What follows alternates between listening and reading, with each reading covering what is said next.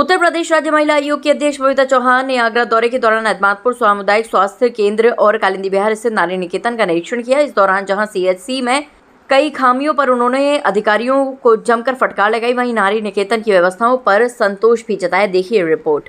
आगरा दौरे पर पहुंचे उत्तर प्रदेश राज्य महिला आयोग की अध्यक्ष बबीता चौहान ने सबसे पहले अहमदपुर सामुदायिक स्वास्थ्य केंद्र का निरीक्षण किया। निरीक्षण के दौरान अस्पताल परिसर में फैली गंदगी और कई जरूरी व्यवस्थाओं की कमी देखकर उन्होंने नाराजगी जाहिर की। निरीक्षण के दौरान अस्पताल में सैनिटरी वेंडिंग मशीन नहीं मिली, जिस पर उन्होंने संबंधित अधिकारियों से जवाब तलब किया। इसके अलावा अस्पताल में आग जैसी आपात स्थिति से निपटने के पर्याप्त इंतजाम नहीं पाए गए। इस पर महिला आयोग अध्यक्ष ने अधिकारियों को फटकार लगाते हुए सभी कमियों को जल्द से जल्द दूर करने के निर्देश दिए। उन्होंने कहा कि सरकारी अस्पतालों में मरीजों को बेहतर सुविधाएं मिलना सरकार की प्राथमिकता है और किसी भी प्रकार की लापरवाही बर्दाश्त नहीं की जाएगी। उन्होंने साफ सफाई, सुरक्षा और मूलभूत सुविधाओं को प्राथमिकता के आधार पर दुरुस्त करने के निर्देश दिए। इसके बाद महिला आयोग अध्यक्ष कालिंदी विहार स्थित नारी निकेतन पहुंची, जहां उन्होंने महिलाओं के रहने, भोजन, सुरक्षा और स्वास्थ्य संबंधी व्यवस्थाओं का जायजा लिया। निरीक्षण के दौरान नारी निकेतन की व्यवस्था संतोषजनक मिली।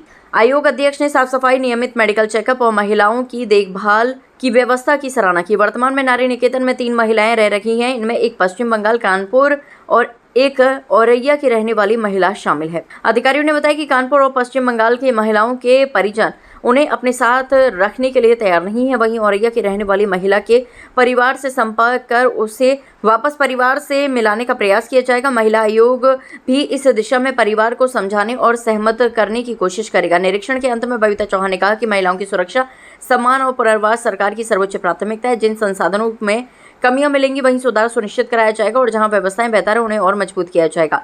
महिला आयोग अध्यक्ष के इस निरीक्षण के बाद अब निगाहें इस बात पर हैं कि अहमदपुर सीएचसी में मिली कमियों को प्रशासन कितनी जल्दी दूर करता है। वहीं नारी निकेतन में रह रही महिलाओं के पुनर्वास की दिशा में भी प्रयास तेज किए जाएंगे। देखिए, इसमें तो मैं यही कहूंगी कि ये तो एक गैंग की तरह काम कर ही रहे हैं और ये धीरे धीरे सब खुल रहे हैं, तो धीरे धीरे पकड़ में आ रहे हैं।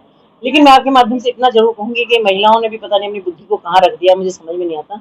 अभी मैं रास्ते में भी आ रही थी तो एक केस अभी मेरे पास सहारनपुर से आया कि जहाँ वो वहाँ उससे बताया गया कि वो पूरा गैंग चल रहा है वहाँ इन्हीं लड़कों का, और वहाँ जो अच्छे घरों की लड़कियां उनको फंसाते हैं और उनसे फिर धन वसूली करते हैं। तो अभी किसी का फोन जिसके पास मेरे पास आया, जिसमें वो पैरवी चाह रहे थे कि एक लड़की है, हिंदू लड़की है, अच्छे परिवार की, जिसने 25 तोले सोना उसने गैंग ने ले लिया वहां जाके।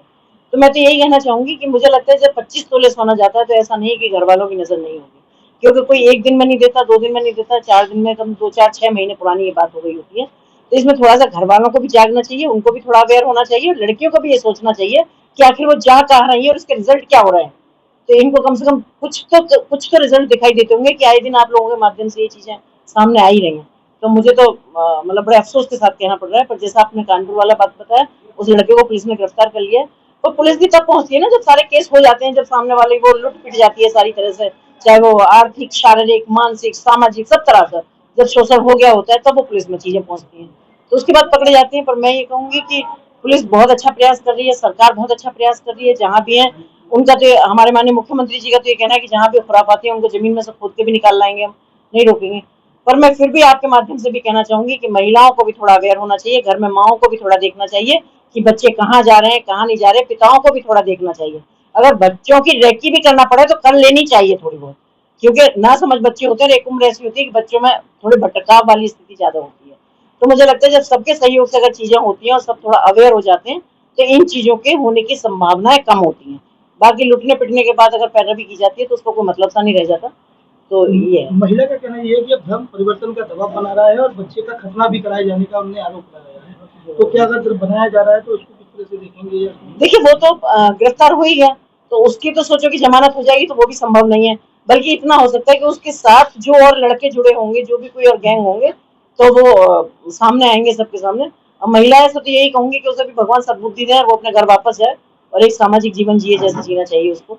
बाकी तो जो वो जब गया है तो जेल, आपको पता है कि सरकार के कानून कितने कठोर हैं कि यहाँ तो स्पेशली अगर महिलाओं और बच्चियों के बारे में बात करूँ तो कोई बख्शा जा ही नहीं सकता, और ऐसे लोग तो कतई नहीं बख्शे जा सकते। तो इसको तो सजा मिलेगी और इसके माध्यम से और भी अगर कोई इसके साथ होंगे इन्वॉल्व तो वो भी सबके नाम आएंगे।